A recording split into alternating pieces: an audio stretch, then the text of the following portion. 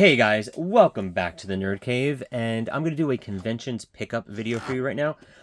This is for Monster-Mania 60, a convention I went to October 4th through the 6th in Baltimore, and yeah, it's been a while, and I usually like to knock out a video as soon as I get back from a convention. I've been so busy, and the convention was okay, a little lackluster to be honest with you, so I wasn't really enthused enough to really make a video. But I figured, let me knock one out. I do one for every one of these conventions. So, quick look at the poster for Monster-Mania 60. This is the first time that they had it in Baltimore, which is one of the main reasons why we went. We wanted to check out the new venue. There were a couple people we needed, for signatures, but no one we had to get. So if we didn't go, it wouldn't have been a big deal. In retrospect, I kind of wish we didn't go, just so we can save on that money. Rose McGowan was there. That was one of the main drivers for me to go, because my kids love Scream. It was like a mini Scream reunion, to be honest. Like everyone but I think Nev Campbell, and of course, Courtney Cox doesn't do this stuff, was there. My kids love Scream. They have mini posters with pretty much everyone from Scream on there except for Rose McGowan and, Courtney Cox. But, so I was hoping to go there and get their mini posters signed for them, but she backed out. So just the next one, we'll check it out. Maybe I can bring the kids. But anyway, here's a little kind of, I guess, a list of some of the people that were there and many more. Baltimore Harbor Hilton Hotel was actually a really nice hotel right next to the stadium, which was great. We had a great view of the stadium from our room. The area is pretty nice. Some decent restaurants. There was like a fair going on. You had to take an Uber ride to get there. But there was like a fair going on that weekend. So things to do. Beautiful weekend, weather-wise. Just maybe because I didn't really need that many celebrities, like signatures. It just, I don't know. Like I said, a little lackluster of a weekend, and some other things that left a bad taste in my mouth. So I guess this might turn into a mini rant video, so I apologize for that. But very quickly, we always get the VIP tickets. VIP tickets includes this poster, a t-shirt, which I don't have in front of me. I think it's in my room somewhere. And you get the most important part, you get a skip the line pass. Skip the line to any one celebrity. And a lot of times, you get these VIP passes and you got to get them without even knowing really yet who is going to be there because they go quick. So we've had it in the past where, okay, you know what? We got the VIP, but you know what? Like Corey Feldman, when he was there, we got the VIP pass for him. As soon as we got to the convention, we saw him, we got on the line, we were in and out in an hour. Guess what? We didn't need it. So we go on the Facebook fans page. And we say, hey, listen, we got 2 VIP passes. You have to be a VIP to use the VIP skip the line passes. So that's very important, which I don't know why nowadays people just don't understand that. If you get scammed at this point, it's almost your fault. But I understand how sometimes it's easy to get scammed nowadays. But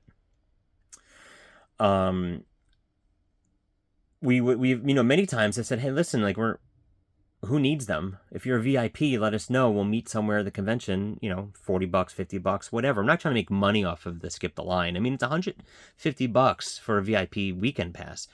So for selling a skip the line, which really at the end of the day is why you want that pass, for $50 is really a great deal. And if, someone who already is a VIP has to use it, so whatever. And it's benefited me in the past as well. As a VIP holder, if I've used my VIP pass for someone but realize, oh, you know what, I kind of want to see someone else, but I don't want to stand on a 4-hour, 5-hour, 6-hour line, and I can buy one for 40, 50, 60 bucks, I'll do it, and it's fine. I think that worked out fine. There's really no way of getting scammed. You have to be a VIP holder. It's a physical card that you give to someone that I don't think you can really, it would take way too much time for someone to make a counterfeit of that. You don't even know what it looks like until you're at the convention. So it's almost impossible to do that, right?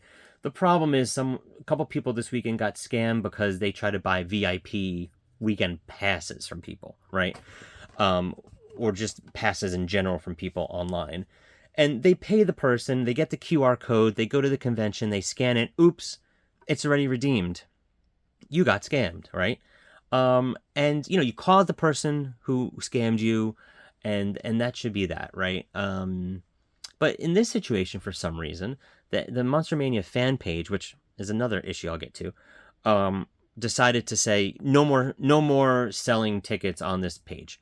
Not being able to differentiate between, like, I understand trying to resell a weekend pass, like a total pass, like a Saturday, Sunday, Friday weekend pass, where there's a QR code involved and all that stuff, right? I get why the convention would want to stop that. There could be fraudulent issues there. I understand that. But when it comes to the actual skip the line pass, it's almost impossible to defraud people. Almost impossible. I'm only saying almost because nothing is 100%, right? But I'm saying 99.9% impossible to do that. The only issue would be if a VIP person sells the skip the line to someone who's non-VIP without telling them, you can't use this unless you're a VIP. That's just a dick move. That's not like a fraudulent. Well, I guess it could be, maybe, if you're doing it intentionally. But other than that, there should be a clear distinction and a differentiation between selling passes versus selling skip the lines. And that's the issue that happened over this weekend. We didn't want to use our passes. We didn't need it. So we tried to just get rid of them, 40, 50 bucks, whatever. And it was shot down. We weren't able to do it. The admins on the Monster-Mania's fans page said no. The people running, and the funny thing is, the people who I think run that page, or very vocal on that page, are people who work for Monster-Mania. The guy who runs Monster-Mania, I'm not going to say his name, but I mean, everyone knows who I'm talking about. And he's a great guy. Listen, I've talked to him. He's doing a great thing. It's a great convention. I've done nothing but sing the praises of this convention for years. This convention always has a special place in my heart because it's like one of the first ones between this and Chiller that I started going to. But it's at the end of the day, it's a convention that's getting too big for it to operate the way it's operating. And it's operating still as a small convention when it's becoming a very large convention, right? So if them just saying, you're not allowed to do this, that's not really a thing, because I can give someone a skip the line pass. There's nothing stopping them. It's not connected to anything. But that being said, the Monster-Mania fan page should be run by fans, and I'm sure in some respect it is. But you have people running the show making these rules on the fan page. It's a fan page. Stick to your Monster-Mania convention page. The fan page should be for the fans. That's why it's called a fan page. So that is very annoying, very frustrating to have people who run the convention or who are just sycophants of the people who run the convention to make these rules and just follow what they say. Like we can't even have an honest or honest debate about anything for fear of getting kicked out of the fan page. Like, come on, that's the whole point of having it. And there's a difference between being disrespectful and having just like an honest, thoughtful, intelligent conversation and debate about something. Yeah, and I agree. Someone who's being a dick, just for the sake of being a dick, yeah, they shouldn't be on there. I get that 100%. But when you're hurting the people that are paying you at the end of the day, that's something you have to think about, right? So anyway, left a bad taste in our mouth. I've ranted for about 5-6 minutes already. At the end of the day, what we did with our skip the line passes, what I thought was kind of fun, we ended up hiding them behind pillows in a chair in the lobby of the hotel. Put it on and said, hey, scavenger hunt, whoever finds it gets to use it. Remember, you have to be a VIP, and guess what? Someone was able to use it, and that's great. Helping fellow fans. I'd rather give it away to someone than not using it at all. And it's not about, like I said, it's not about the money. It's about you telling me what I can do with the ticket that I purchased with my own money. And unless you have a system in there that actually says that, you can't unilaterally just do that. So sorry. Anyway, I still love Monster-Mania. I still suggest people should go. Like any convention, there's going to be headaches. And yes, there's people there who are going to say it's their convention. They can do what they want. Okay. don't do it on the fan page. Anyway, Monster-Mania, let's get to it. So, what are the things I picked up? Luckily, I picked up no physical media, and I say luckily because I was planning to, but Vinegar Syndrome was a no-show. They had a table, but they weren't there, which was good. I had a list of things I wanted. Better off that I didn't do it. It saves me money. I will take that any day. So here's some of the things I did get. I got this really cool, and I wish I remember the name of the vendor. And this, listen, go to these things, support the vendors. The vendors are awesome. I got this light up, and I'm not going to plug it in, but it's just a USB light up VHS sign. This is like $40, and it's, pretty decent quality.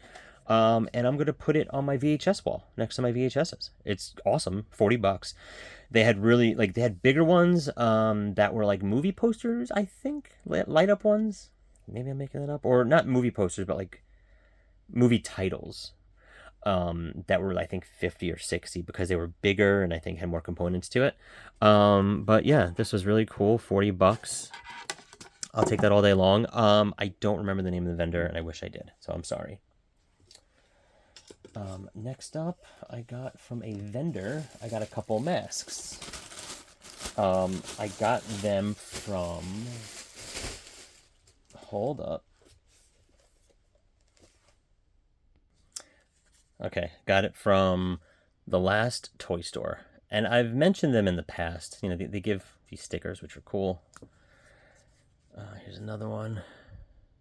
And I think there should be one somewhere. Here it is, with their contact info.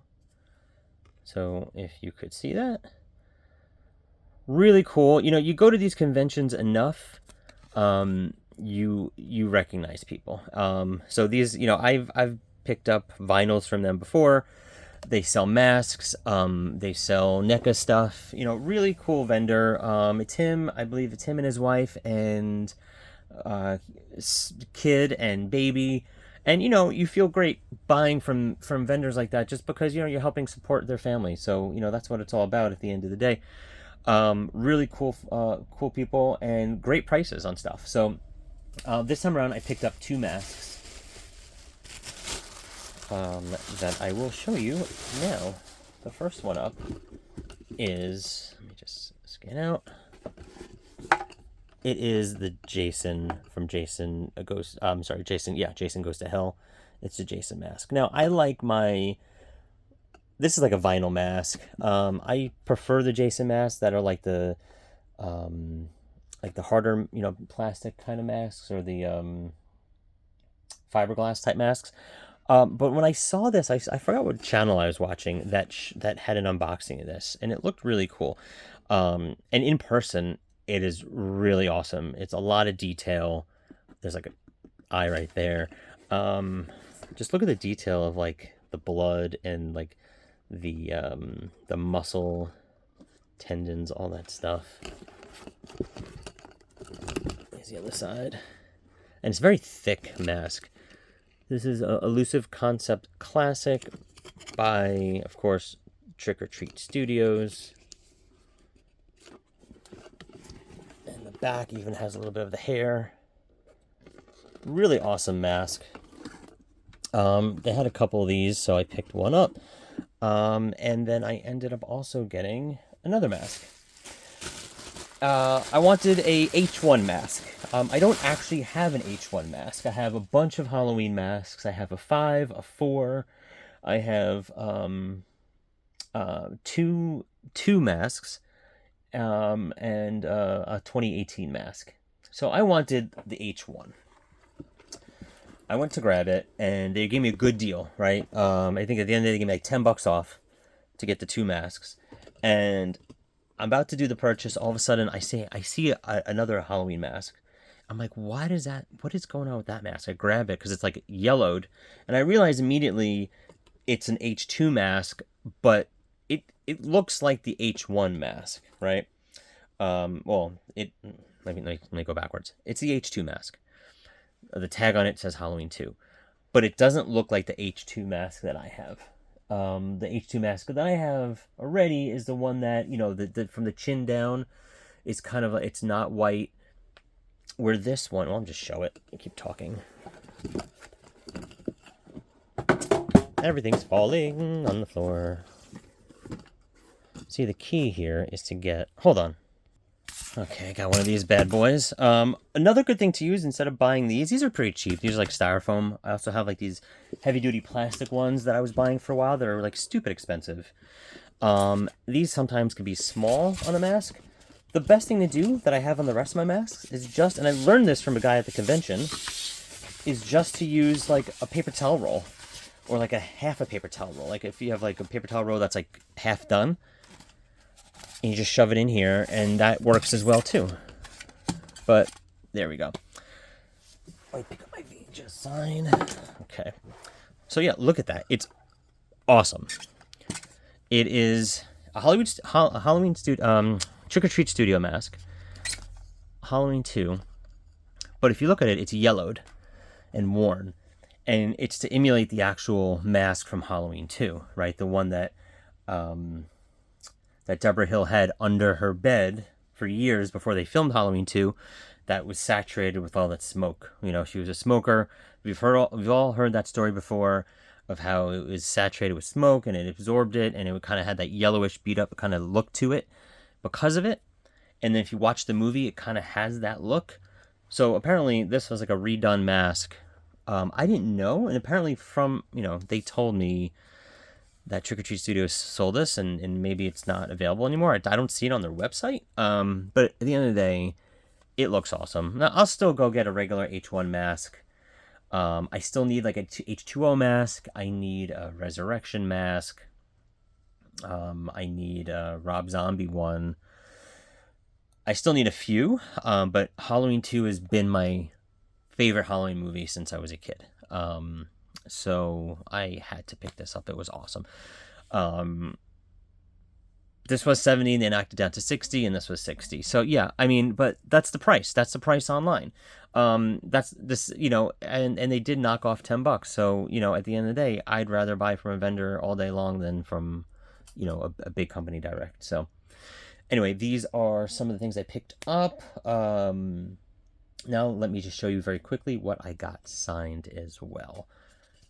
So first up, Jeffrey Combs was there, and I've had this for a while, picked it up at a convention years ago. So I had him sign this, which I thought was awesome. And I said to him, I was like, I don't know how to sign this. I don't know how to get this signed. Like, I don't know where you want to sign it. I didn't even bring the syringe. And he said, good thing you didn't bring the syringe. People want him to sign the syringe sometimes. He says the plastic, it's like it gets messed up. And then you end up like screwing up the signature, which doesn't look right. So he says usually he does it like this. Looks great to me. Love it. Also got this signed. Now, this is something I picked up from the last toy store a few conventions ago. And it is the Reanimator vinyl. That is awesome. And so he signed that there as well. I'm just going to put this off to the side because I don't want that to fall. And of course, I always pick up the certificates of authenticity. It's an extra like $5 or $10. I think $10. And lastly, Tom Savini was there. So I picked up his book. It was $40 for this, which included the signature. So I was able to get the signature as well. It wasn't pre-signed. He signed it. And I've met Tom Savini before. I met him at the Mahoning Drive-In. And in the middle of COVID, we all had masks on, but he was there, and he was way more talkative than he was at this convention. So I don't know what was going on with him, but didn't realize he made a cameo in Terrifier 3, which I saw last night, by the way, which I thought was better than 2, not as good as 1. But yeah, he's in that for a minute.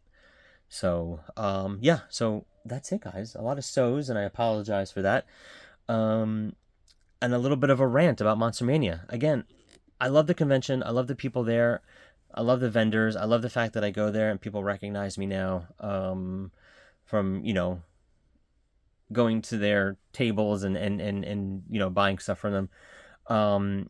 It's just, listen, I get it. It's probably such a hard thing to put together, a convention. I can't imagine how the logistical nightmare and headache it is. You know, but as fans and as people who love to go to these things, I think we also have a say in kind of like our opinion, right? So that's more about my gripe with the Monster-Mania fan page versus how the Monster-Mania people are running their own show. There needs to be a distinction there, and of course the distinction between the passes, blah blah blah. I'm not going to go relitigate that. But again, love the convention.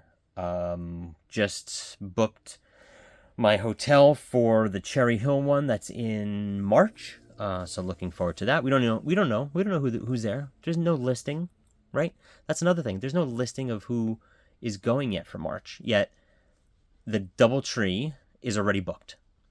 The Holiday Inn down the road, which had mice in the room last time I was there, 2 dead mice, one half alive, one dead, on a mouse sticky trap next to my bed that I almost stepped on. Silver lining, I got a free night. So maybe next time I'll bring my own mice. But that's already sold out. So, you know, you got to jump on these quick. The next one is in Oaks in like 2 weeks. I may or may not go. I don't know. I'm not sure. May want to save money. Rambling. I apologize. Anyway, look at these beautiful masks. Support your local vendors. Support these conventions. Don't forget to like, share, and subscribe. Let me know in the comments below. Am I just rambling? Do you agree with any of this? I want to know your take. Am I getting too annoyed with the Facebook thing? I don't know. I spent half of my time there bitching on Facebook about it. And I'm not that person. Like, I usually don't give 2 shits about what people say on Facebook. I don't care. I read half the comments. I got like 7 comments on my videos that I do read. But, you know, I don't give a shit if you don't like what I'm saying. Fuck you. I don't care. But, I don't know. Maybe talk me off a ledge. Or tell me you agree. Don't forget to like, share, and subscribe. See you guys next time in the Nerd Cave. Peace.